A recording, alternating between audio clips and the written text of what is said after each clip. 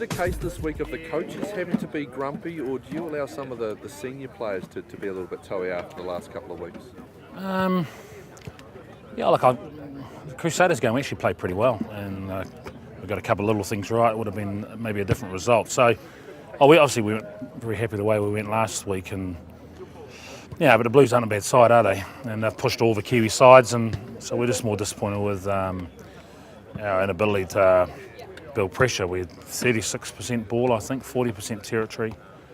So we lost a lot of key numbers, but there's some simple shifts we think we can make that will make a difference this weekend, and hopefully we'll see that. Is it as simple just as trying to work on the concentration levels? Is it just little moments in the game? Is that where you're at? I mean, we lost the penalty count 11-4-2, and as we mentioned, four of them were sort of 50-50, but 7 of them weren't clever. So we've got to take the referee out of the game and maybe paint better pictures.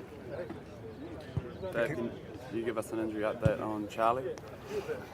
We're not considering Charlie this week. So he saw a specialist last week who recommended that he be unavailable this week, and chances are be available for Hurricanes. But he's good. He feels good. He's been training fully, and so again, we're going to be cautious and take the advice of the expert. Stephen Donald wasn't available today for media. How's he doing? Is he trying to recover from his concussion? Yeah, he's clear. So assuming he gets through the contact stuff today, then he'll be available this weekend. And Sam McNichol? No. So he still had symptoms late last week, so we decided not to consider him for this, but he's really close. We'd expect him to be available next week.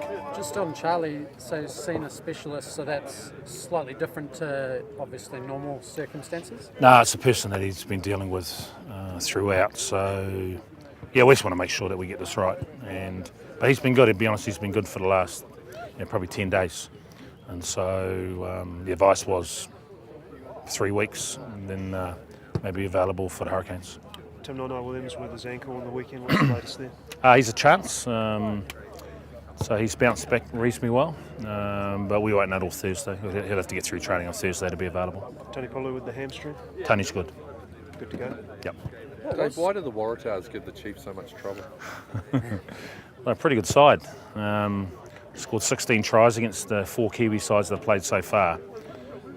They got some big athletes and so on. So, yeah, they're a team that we've probably battled with, in particular over in Oz. I don't think we've ever lost them here in Hamilton, so maybe that's a good omen. But certainly we lost them in Taranaki a couple of years ago, and when they won the title, and then we were pretty poor last year against them. So we're going to have to be a hell of a lot better, especially defensively.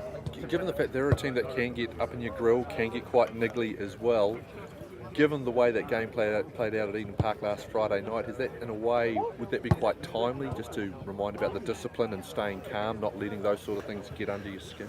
Yeah, I think last week there was I think what the guys were most fired up about was the cheap shot on Damien, which for some reason went undetected. So that's why we had 2 or 3 of the guys trying to tell the referee to go back and have another look, but the TMO decided there was nothing in it. So, again, all we're asking for around that is consistency. Johnny Foley got a 4-week suspension for something that was far less than 100 things I've seen in other games. So that was their frustration.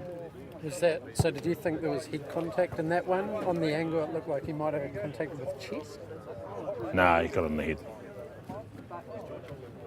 What about Nico Valmama though? Because if you look at the footage, he's doing a wee bit of stuff off the ball as well.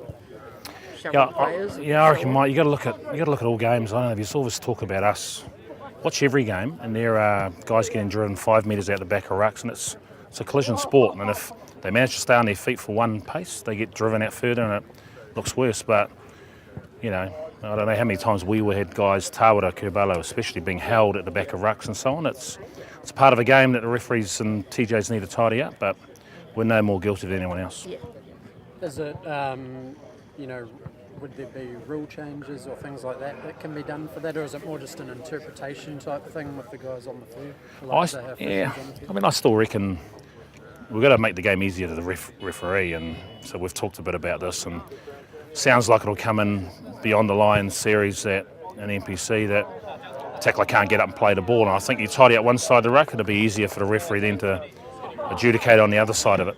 And it's a tough game to referee in it, confusing for most of us watching at times, so hopefully we can tie it up, make it easier for everyone.